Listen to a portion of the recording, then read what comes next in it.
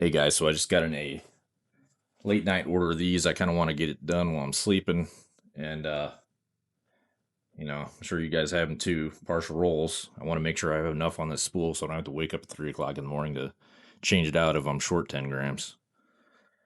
So I'll show you guys an easy way. I mean, sleeping is nice, but another reason to make sure you're in the same print with the same spool, I found, especially if if you can't get to it right away. I think if you get to it within a couple minutes, change that spool out, you're all right. But takes any longer than that, that layer cools down and then it doesn't sit well, the fresh spool. So you get that separation right there. It's just a weak point and it looks like, doesn't look very good. If you got anything with structure to it, definitely want it all in the same spool, in my opinion. It's just a point where it can give because it's just what it is.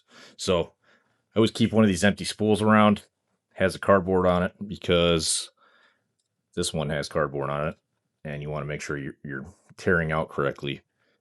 So what we're going to do is make sure your scale's on and set to grams. Take the spool, I'm going to weigh it, going to hit the tare button.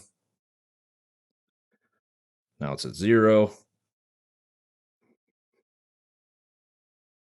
I'm at 154. So I know that 2 of those guys is 144 grams. So I'm going to have 10 grams left over. I can turn this thing on and let it go for the night. If you guys are looking for the scale, I'll put the link in the description. Pretty easy. Hope this helps. Good luck. Good night.